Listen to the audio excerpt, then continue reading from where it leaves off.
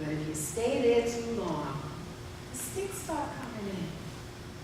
You're being pressed to move on to something else. And what I want you to remember is this is not your life. Oh, did you think that? This is the life of God that you live. It is a magnificent, awesome life that is choosing to come forth through you as you. Always looking for an avenue to express something greater. Now, what it expresses isn't always received very well.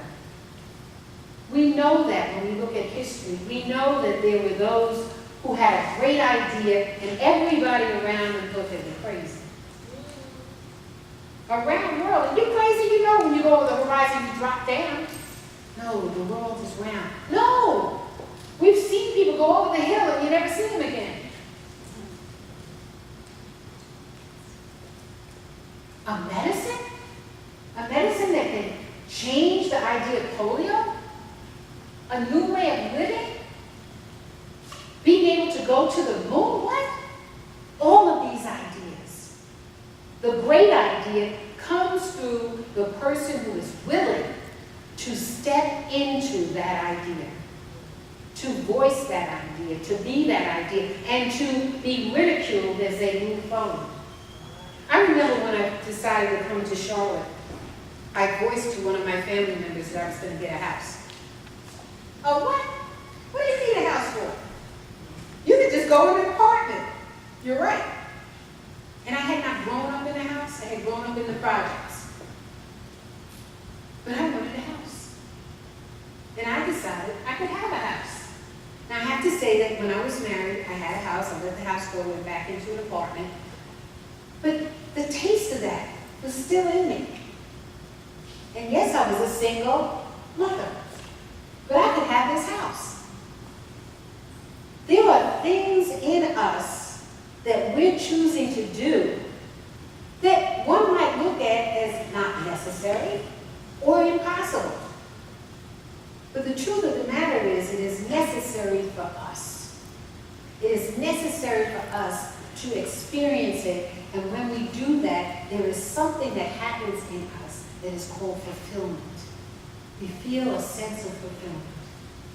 And if in your life right now, it doesn't feel joy-filled, and you don't feel fulfilled, it's just everyday humdrum, change is calling you. Change is calling you. And in order to step into that change, you have to have a sense of faith. You see, this thing we call faith kind of comes up all the time. There's something being called for. How do I get there? I haven't got a clue. Well, the first thing is saying yes. And when we say yes to that change, it is not just a yes here, it's a yes to the universe. Something happens. Everything necessary for you to accomplish this begins to align itself up. People show up in your life, people call, you'll get something in the mail, all of it. And we have the audacity to say to people, I don't understand it, but this happened and this happened.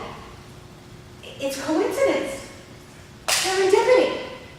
No, it's the universe doing what the universe does, supporting itself. See, I said to you, this is not your life, this is the life of God. And if it's the life of God, you said yes to what God is choosing to experience through you. It has everything lined up for that to happen. That's what we don't really get. This is not your life, it is the life of God. When you say yes to it, you are saying yes to what it is choosing to experience through you. Do you really think it would set you in a position where you can't have it? That's ridiculous.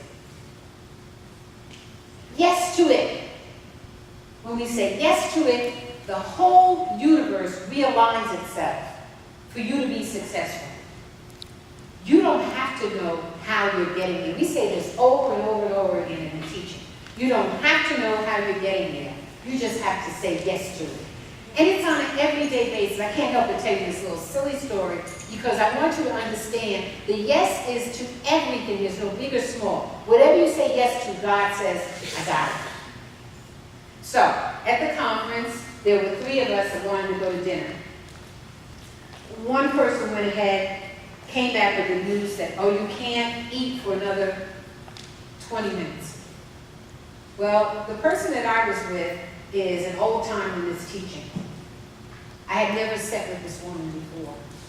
And I was curious as to how she would respond. And she looked at me and I looked at her. She said, oh, no, we eat now. I said, yes. So this other person says to us, well, you all need to go get a seat. She looked at me, I looked at her. We said, no, we eat now. We don't get to sit down. No, we need to sit. What do we need to sit down for? Other person says, well, they're going to go and check. Right. So the 2 of us just stood there. And it was so awesome because we did not care how that happened. We just knew it was happening. When? Right now, we're getting a seat. So sure enough, there were 2, they were congregants, 2 people attending the service, sitting near us, looked and said, come join us. Of course. It didn't have to be a table by myself. I just want to have my dinner now. That's what I asked for, right? Right now. And so we sat with these people. We had an opportunity to break bread with them, learn who they are. They learned who we are. But the bottom line is, I said, I want to eat right now. Not 20 minutes from now. Now, how it happens is not my business. Way is made. If you can take that simple idea into whatever it is you know you are being called to, understand that everything is being prepared for you to sit at that table right now. You simply need to say yes to it. All of the pieces, all of the players, all of the monies, whatever is required already exists. You simply need to say yes, and then mind your business. See, that's major. Oh, we're busy. Well, I don't know. Maybe we could go over here and sit down. How about we go sit over there and sit down? That's not minding your business. Minding your business is standing in it and knowing it. Standing in it and knowing it. Not have to fix it, not have to find it, just simply stand and know it. Now, for many of us, that is a challenge. We're in the do business. I gotta do this, I gotta do that, and do this and do that. As opposed to the being business. See, in the being business, you are allowing God to unfold in its own right and perfect way. The doing business, you are manipulating things. It's very tiresome. Very tiresome. And it is short-sighted. Because you can only do it from your level of understanding as opposed to the understanding of the universe. Even in getting a table to sit down and eat. Quietly standing there, not making a fuss. Just knowing. It's as simple as that and anything else that you endeavor to do.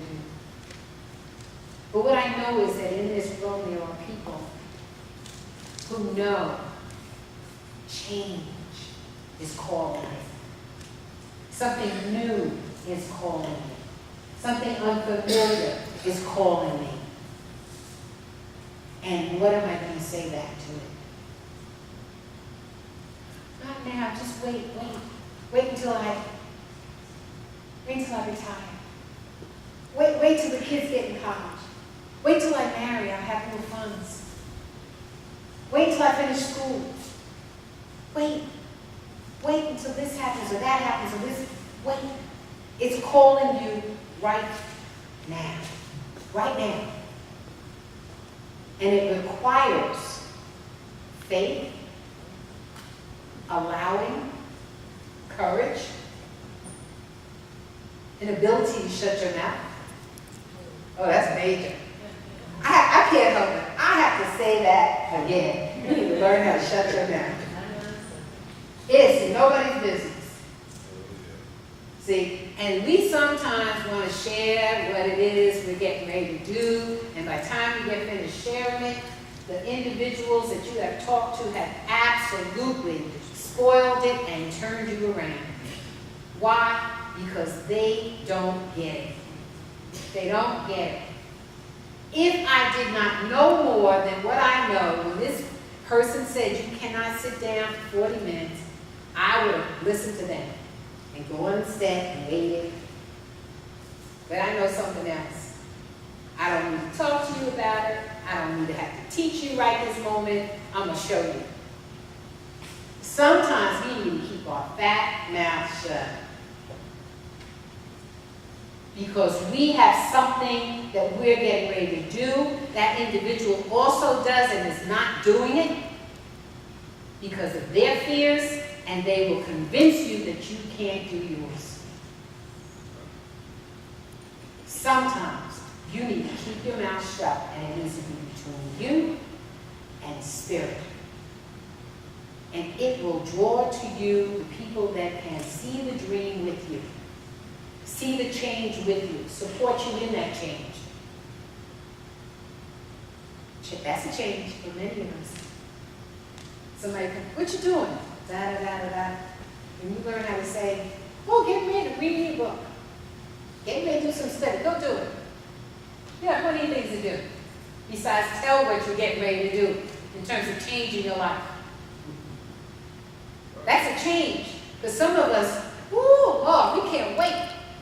Flap it, flap it, flap it. And wonder why you don't get anywhere. And you're talking to people who don't get anywhere. That's real interesting. They do nothing, you talk to them. And guess what? You do nothing. 0 to 0 to 0. Makes no sense. Now, if you were talking to somebody who's productive and innovative and inspiring, that's a different story. But you talk to folks that are sitting around doing the same thing day in, day out, complaining about life, you're wasting your time. Birds of a feather flock together. Perhaps you need a new flock.